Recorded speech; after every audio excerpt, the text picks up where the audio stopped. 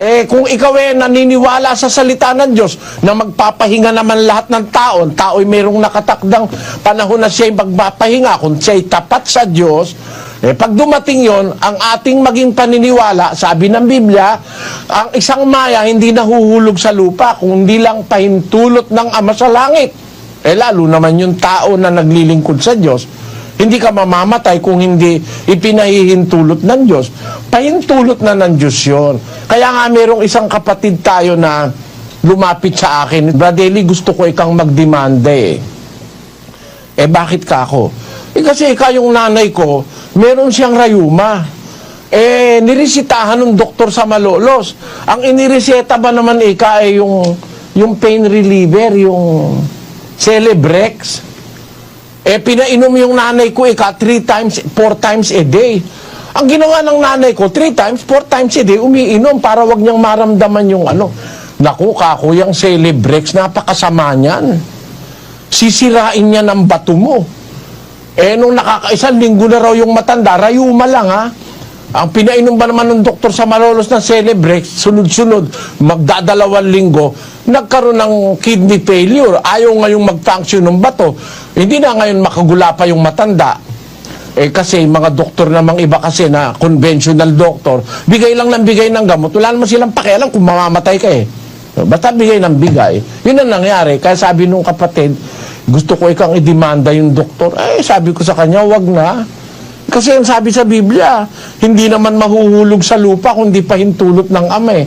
Siguro, hirap na rin yung nanay mo ako sa rayuma. Hindi na makalakad ikaw nga, gusto mo bang mabuhay ng 50 taon na puro rayuma? Kaya yung mga tao gusto mabuhay 1,000 taon. Kung meron ka rayuma 1,000 taon, ako hindi mo matitiis yun.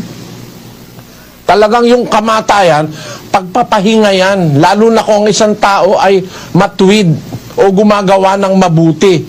Yan ay pagpapahinga. At pag ang isang taong matuwid ang namamatay, alam nyo nararamdaman ng Diyos.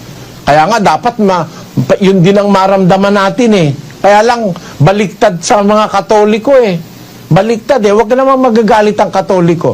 Sa Biblia, ang sabi sa 116:15, ganito po ang nakasulat. Mahalaga sa paningin ng Panginoon ang kamatayan ng kanyang mga banal. Maliwanag ito. Mahalaga sa Panginoon ang kamatayan ng kanyang mga banal. Kaya nung patayin si Juan Bautista, maaaring nalulungkot yung mga tao, pero sa Diyos, mahalaga yun. Sabi ng Biblia mahalaga sa paningin ng Panginoon ang kamatayan ng kanyang mga banal. Kaluguran pa sa Diyos yung kamatayan ng kanyang banal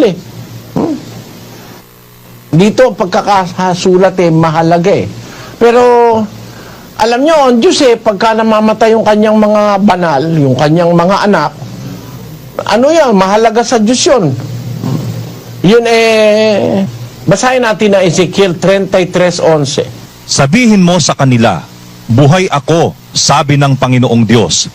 Wala akong kasayahan sa kamatayan ng masama. Sabi ng Diyos, wala akong kasayahan sa kamatayan ng masama. Ano ibig sabihin nun? Di pag ang mamamatay mabuti, natutuwa ang Diyos.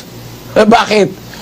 Pinagpahinga ka na niya Yun ang, tayo naman, pagka namamatay, nakaw palaho na walang katigil-tigil. Kaya kung minsan masasabi ko, yung iba, kaano na lang kaplastika na lang, para bang yung pagpapaibabaw na lang na pag may nakakakita nag-iiyak. Pero nung yung kanyang tatay o nanay niya nahihirapan hindi man niya malingap merong ganon. Pero alam niyo mga kapatid, sa iglesia ng Diyos, ang ating pananalig, kung ang taong namatay ay isang taong matuwid, mahalaga sa Diyos yung kamatayan niya, kaluguran ng Diyos yun.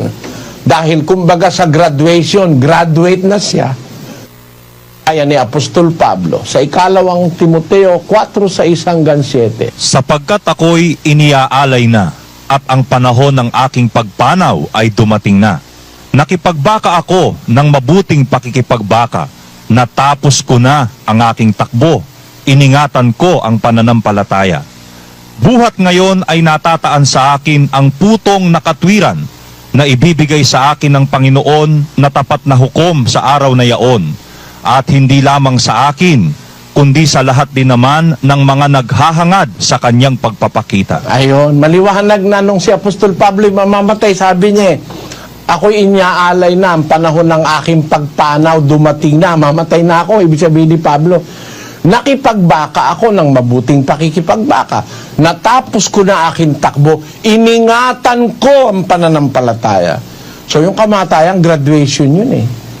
Kumbaga sa nag-aral ka meron ka ng diploma pag namatay ka eh.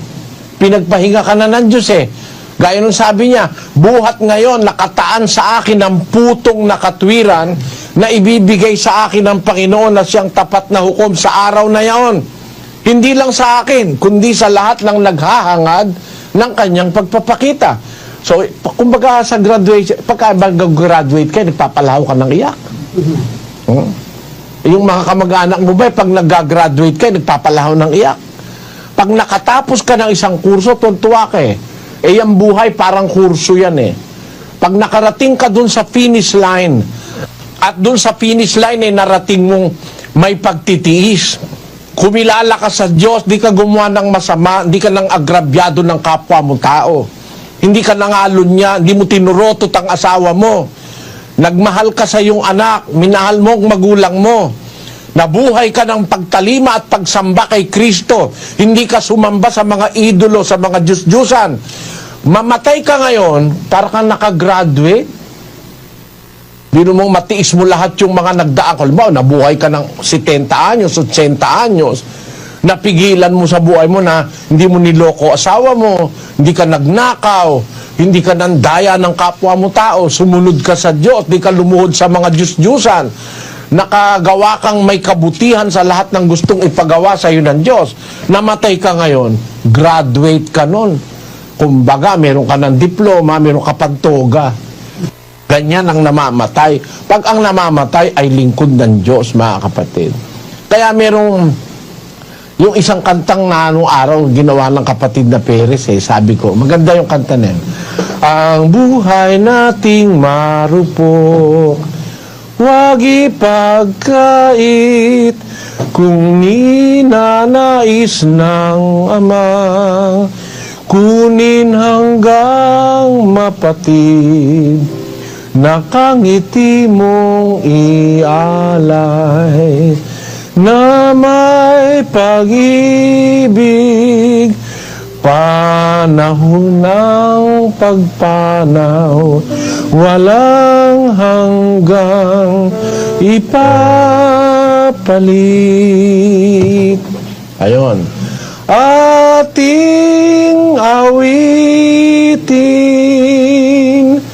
galak ng puso, sa Diyos na ating Ama, paraisong ligaya. Kaligayahan ating ialay, ang buhay na papanaw, Ama, ay sumaiyo na. Ayan. Kung tayo ay maulila at lumuluha, ang puso ay nadudurog sa tindi ng dalita, huwag mawala ng pag-asa at may bathala na lilingap sa ating Amang lubhang darakila. Ating awitin,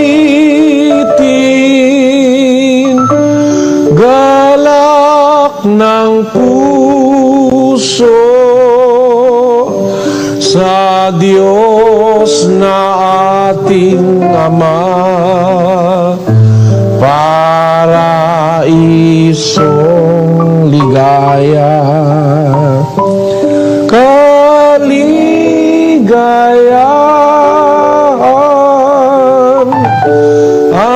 ating ialay, ang buhay na papanaw, Ama, ay sumayo na. Wala ka namang magagawa eh. Kung gusto nang kunin ng Diyos yung ipinahiram na buhay sa'yo, di ka naman pwedeng tumutol. 32:39 ng Deuteronomio. Tingnan ninyo ngayon na ako, sa makatwid bagay ako nga at walang Diyos sa akin. Ako'y pumapatay at ako ang bumubuhay. Ako'y sumusugat at ako'y nagpapagaling at walang makaliligtas sa aking kamay. Yan ang garantiyang may Diyos eh. Walang makakaligtas sa kamay ko. Maniwala ka hindi, pati ateista namamatay eh.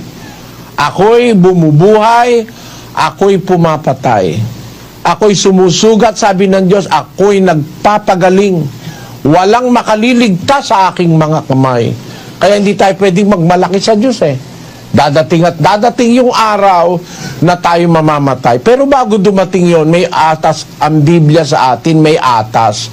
Samantalang tayo may pagkakataon, gumawa tayo ng mabuti sa lahat ng mga tao, lalo na sa kasambahay ng pananampalataya.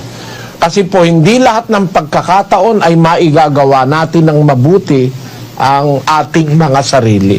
Merong pagkakataon na hindi ka na po pwede, hindi ka na makakilos, hindi ka na halos makapagsalita. Darating po kasi yon sa buhay ng tao.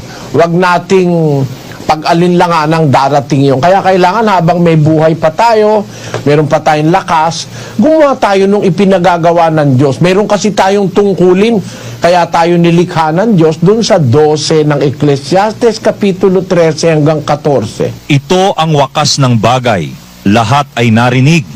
Ikaw ay matakot sa Diyos at sundin mo ang kanyang mga utos, sapagkat ito ang buong katungkulan ng tao. Ayon, ito ang buong katungkulan ng tao. Bakit? Tuloy. Sapagkat dadalhin ng Diyos ang bawat gawa sa kahatulan, pati ng bawat kubling bagay, maging ito'y mabuti o maging ito'y masama. Ayon, napakaliwanag, mayroong paghuhukom. Dadalhin ng Diyos ang bawat gawa sa kahatulan. May paghatol po eh. Kaya kailangan habang nabubuhay ka at bago ka mamatay, gumawa ka na nung ipinagagawa ng Diyos. Kasi hahatulan ka eh. Wala namang makakatakas dun eh. Pakinggan nyo sa 9:27 ng Hebreo. At kung paanong itinakda sa mga tao ang mamatay na minsan, at pagkatapos nito ay ang paghuhukom. Ayan, pagkatapos ng kamatayan, meron pa tayong hinaharap. Ang pagkatapos ay ang paghuhukom. Huhukuman tayo ng Diyos, mga kababayan, mga kapatid. At kung tayo gusto nating maligtas at makarating sa Diyos sa langit, samantalang tayo nabubuhay, gumawa tayo ng mabuti, sabi ni San Pablo. Sabi naman ng Ecclesiastes, ito ang wakas ng bagay, lahat ay narinig, matakot ka sa Diyos, sundin mo ang kanyang mga utos. Yung utos po ng Diyos, yun nga yung mabuting gagawin natin eh. Sapagkat ito ang wika, ang buong katungkulan ng tao. Yung utos ng Diyos, ang mabuti na ating dapat gawin. 7:12 ng Roma. Kaya nga ang kautusan ay banal, at ang utos ay banal at matuwid at mabuti. Yung utos po yun ang mabuti. Kaya tayo ginawa ng Diyos para gumawa tayo ng mabuti. Kaya tayo nilikha para gumawa tayo ng mabuti samantalang may buhay at pagkakataon. Ito ang buong katungkulan ng tao, sabi ng Ecclesiastes. Bakit? Kasi dadalhin ng Diyos ang gawa sa kahatulan. Pag ang ginawa mo, puro kasamaan, mapapahama ka, mapupunta ka sa impyerno. Pero yung gumagawa ng mabuti at nagtitiis sa paggawa ng mabuti, ang pangako po ng Diyos doon sa Roma Kapitulo 2, versikulo 7. Sa mga nagsisipagtiyaga sa mabubuting gawa sa paghanap ng kalwalhatian at puri at ng di pagkasira ay ang buhay na walang hanggan. 8. Datapwat ang sa mga palaaway at mga hindi nagsisitalima sa katotohanan, kundi bagkus nagsisisunod sa kalikuan, ay ang kagalitan at kapuotan, kapighatian at kahapisan, ang sa bawat kaluluwa ng tao na gumagawa ng masama, ng Hudyo una-una at gayon din ng Griego. Datapwat kaluwalhatian at karangalan at kapayapaan, ang sa bawat taong gumagawa ng mabuti, sa Hudyo ang una-una at gayon din sa Griego. Ayan, pinakikita po rito ni San Pablo ang dalawang kahahantungan ng tao. Ang sabi niya doon sa 7, sa nagsisipagtiyaga sa mabubuting gawa, sa paghanap ng kaluwalhatian at puri at nandi pagkasira, ay ang buhay na walang hanggan. Meron po nakareserba ang buhay na walang hanggan eh. Mamatay ka man, may pag-asa kang mabubuhay kang walang hanggan. Doon sa nagsisipagtiyaga ng mabuti. Pero sa mga taong hindi nagtitiyagang gumawa ng mabuti, mga palaaway, ayaw tumalima sa katotohanan, bagkos nagsisisunod sa kalikuan, ay kagalitan at kapuotan, kapighatian at kahapisan sa bawat kaluluwa ng taong gumagawa ng masama. Datapwat kaluwalhatian at karangalan at kapayapaan sa bawat taong gumagawa ng mabuti. 5:28-29 ng Juan. Huwag ninyong ipanggilalas ito, sapagkat dumarating ang oras na ang lahat ng nangasalibingan ay makaririnig ng kanyang tinig, at magsisilabas ang mga nagsigawa ng mabuti ay sa pagkabuhay na mag-uli sa buhay, at ang mga nagsigawa ng masama ay sa pagkabuhay na mag-uli sa paghatol. Ayun, dalawa po ang destino ng tao, mga kababayan. Sabi ng Panginoong Hesukristo, huwag niyong ipanggilalas ito, huwag kayong mawala ng pagpaniniwala. Darating ang oras, lahat ng nasa libingan makakarinig ng kanyang tinig. Lalabas ang gumawa ng mabuti sa pagkabuhay na maguli sa buhay, at ang nagsigawa ng masama sa pagkabuhay na maguli sa parusa o sa paghatol. Kaya po dalawa ang destino ng tao eh.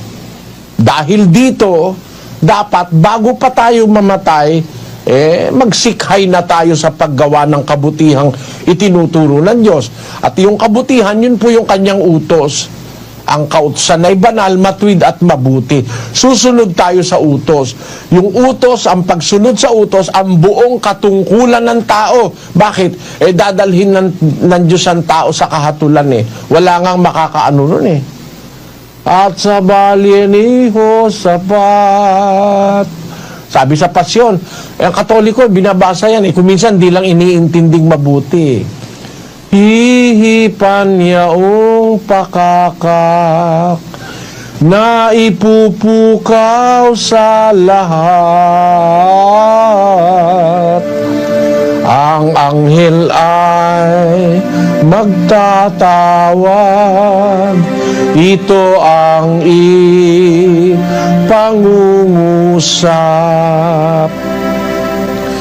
Bangon kayo, mga patay, magsidulog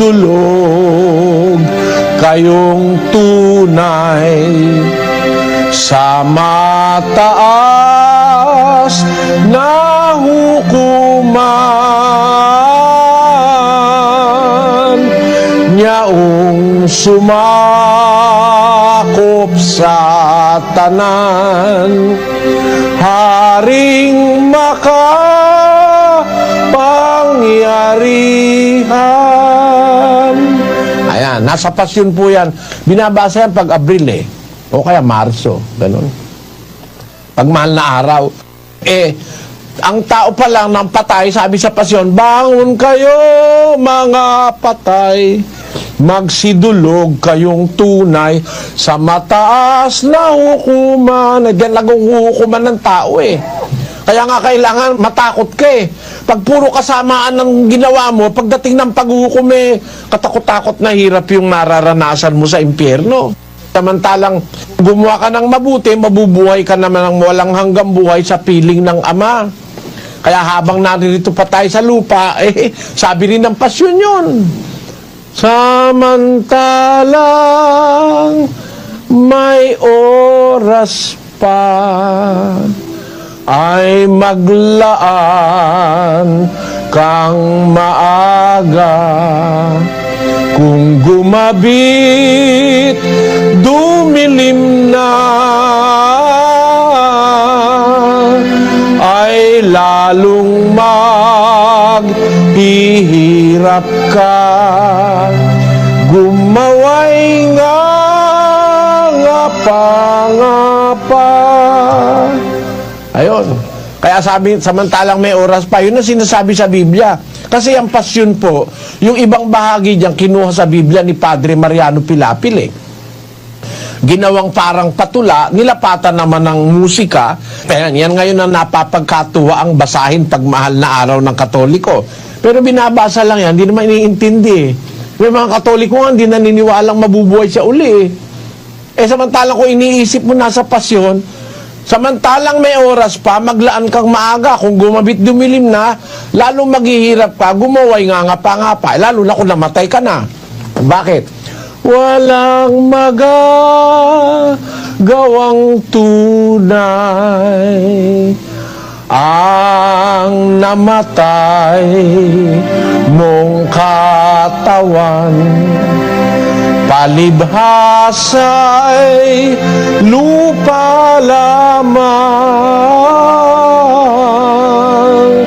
sa abang-aba mo naman. Kung ika'y walang sinimpan, samantalang may hininga, at ika'y na bubuhay pa. Baka akala ng mga kapitbahay si Mana Santa na. Pagpaumanin niyo po. Binabasa ko lang yung pasyon para patunayan sa inyo na ito talaga nasa Biblia, ito pinaniniwalaan ito ng mga matatandang Katoliko Kaya lang hindi itinuturo sa kanila Samantalang may hininga at ika'y na bubuhay pa, ay maglaan kang maaga. Sukat mong ikaginhawa ng gamit mo na. Ayun. Samantalang may oras pa pala dapat Yun yung sinasabi sa Biblia, samantalang tayo may pagkakataon, gagawa na tayo nung ipinagagawa ng Diyos na kabutihan kasi dadating ang oras, mawawalan ka na ng panahon mamamatay ka.